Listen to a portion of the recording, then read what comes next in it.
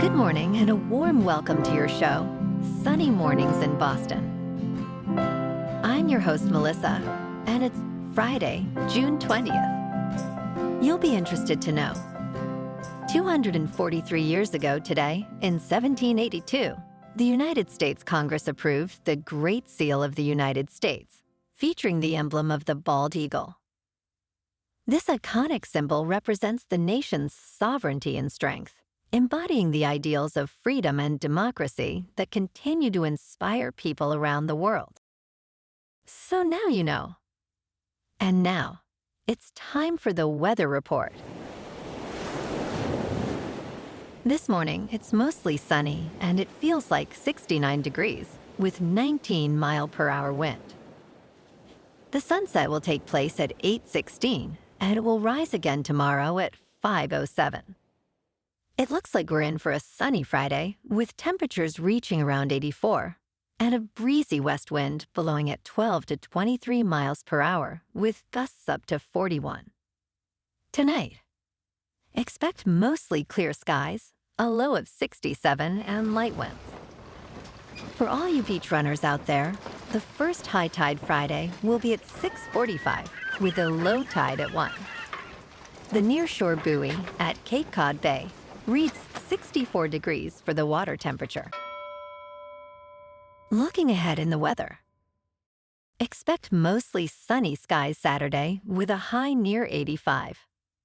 A chance of showers and thunderstorms arrives Saturday night with a low around 68. Sunday brings a chance of rain before 2 p.m. with partly sunny skies and a high near 86.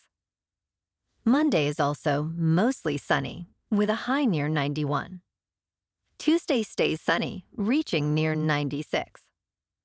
Nights will be partly cloudy with lows around 74. Bonjour, food enthusiasts.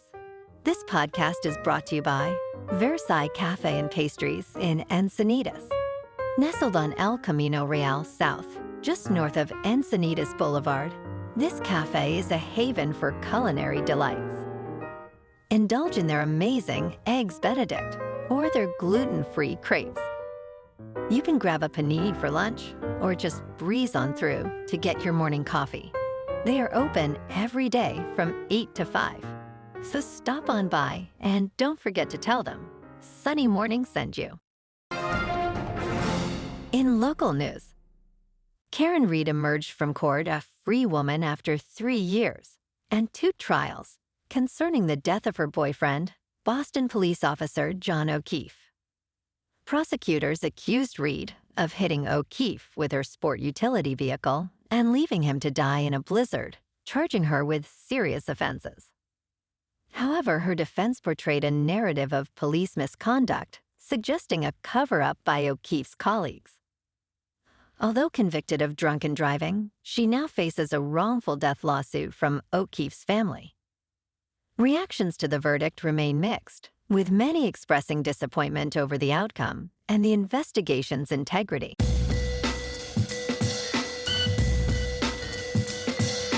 Now on to sports.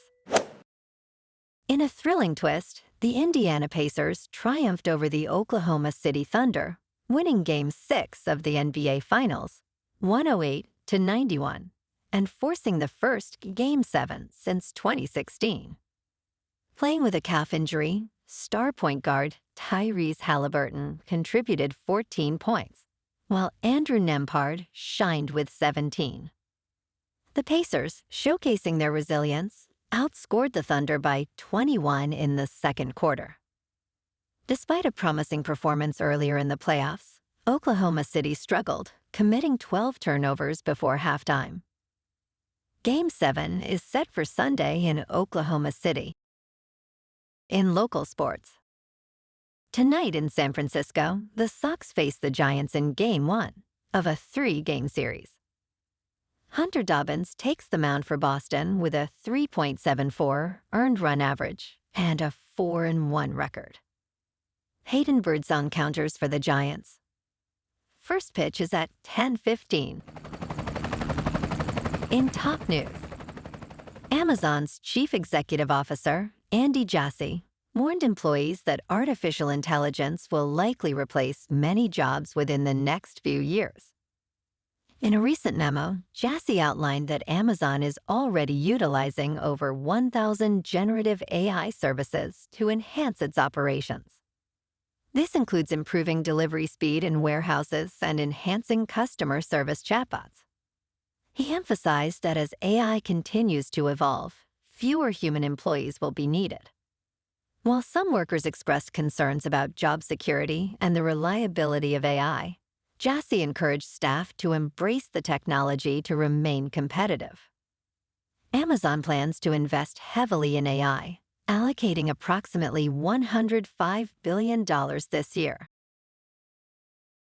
In business news, Meta recently attempted to acquire Safe Superintelligence, the artificial intelligence startup founded by OpenAI co-founder Ilya Sutskever, valued at $32 billion.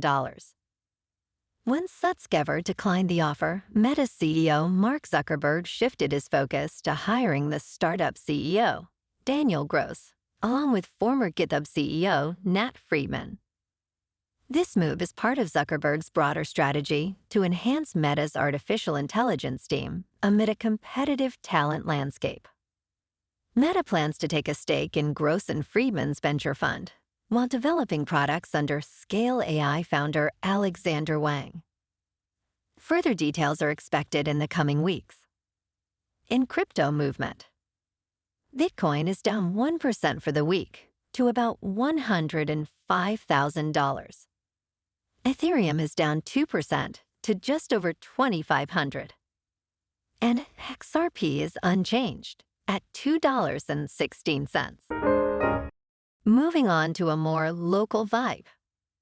In our community spotlight on health and wellness, we are working with a national Pilates studio to bring you some free classes, so listen up. Check out Club Pilates, with several locations in the Boston area. Pilates presents a comprehensive wellness approach, cultivating strength, reducing tension, and elevating mental well-being. Scientific research affirms its benefits. So now you can check out Club Pilates for a free class. With locations in Canton, Wellesley, Hingham, Brookline, and Framingham, just be sure to tell them Sunny Morning sent you by. And now, back to the show. Let's talk science. SpaceX's massive Starship rocket, which aims to send humans to Mars, suffered a catastrophic failure and exploded during a routine test in Texas shortly after 11 p.m. on Wednesday. Fortunately, no injuries were reported. SpaceX described the incident as a major anomaly occurring during its 10th flight test. Elon Musk, who founded SpaceX with the goal of making humanity a multiplanetary species, remarked on social media that it was just a scratch. Despite several setbacks, including 3 failed test flights this year, SpaceX is racing to prepare Starship for a potential Mars mission next year. And in entertainment news, Happy Gilmore 2 is set to tee off on Netflix on July 25th, bringing back the beloved character nearly 30 years after the original film's release. This sequel follows a retired Happy Gilmore, portrayed by Adam Sandler, as he returns to the golf course to raise funds for his daughter's ballet education, which costs $75,000 a year.